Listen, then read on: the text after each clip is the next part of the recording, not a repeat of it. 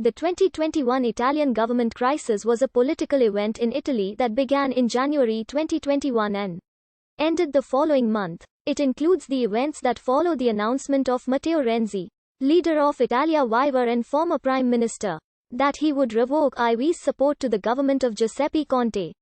On 18 and 19 January, Renzi's party abstained and the government won the key confidence votes in the chamber and in the Senate, but it failed in reaching an absolute majority in the Senate. On the 26th of January, Prime Minister Conte resigned from his office, prompting President Sergio Mattarella to start consultations for the formation of a new government. On the 13th of February, Mario Draghi was sworn in as Prime Minister. The 2018 general election produced a hung parliament. After long negotiations, a coalition was finally formed on the 1st of June between two populist parties. Centrist Five Star Movement, retaining Giuseppe Conte at its head. However, on the 16th of September, a few days from the investiture vote, in an interview with La Repubblica, former Prime Minister Matteo Renzi announced his intention to leave the PD, launching a new centrist and liberal party named Italia Viva. In the interview, he confirmed continued support of Conte's government. Two ministers, Teresa Bellanova and Elena Bonetti, and one undersecretary, Ivan Scalfarotto, followed Renzi to his new movement. Between December 2020 and January 2021, discussions arose within the government coalition between Conte and Matteo Renzi, former Prime Minister and leader of Italia Viva. Renzi called for radical changes to the government's economic recovery plans after the COVID-19 pandemic, and also demanded that Conte cede his mandate over the Secret Services coordination task. During his end-of-year press conference, Conte declined Renzi's requests, asserting that he still had a majority in the parliament. On the 13th of January, during a press conference, Renzi announced the resignation of IV's two ministers, effectively triggering the collapse of Conte's government. Renzi stated, "We will not allow anyone to have full powers. We have started this government not to give them to Salvini.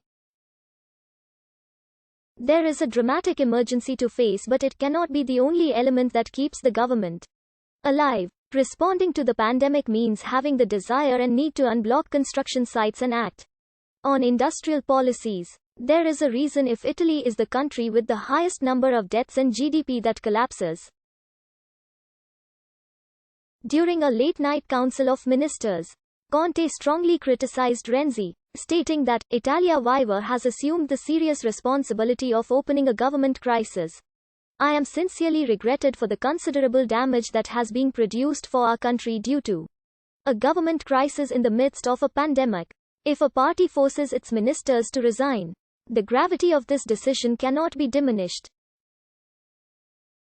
The Prime Minister was soon backed by the Secretary of the Democratic Party, Nicola Zingaretti, who labeled the crisis as a very serious mistake against Italy and an act against our country.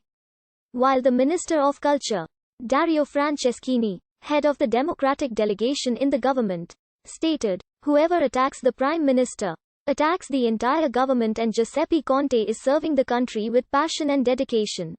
In the most difficult moment of our Republican history, the Minister of Foreign Affairs and former leader of the M5S, Luigi Di Maio, described Renzi's decision as a reckless move, asserting that Prime Minister Conte and President Sergio Mattarella are the two only pillars of Italy in a moment of uncertainty. While Roberto Speranza, Minister of Health and de facto leader of Free and Equal, said that Conte has served the country with discipline and honor, adding that Lu still supported him. Moreover, many other prominent members of the cabinet like Stefano Patuanelli, Alfonso Bonafede, Vincenzo Spadafore and Riccardo Fraccaro expressed their support to Conte.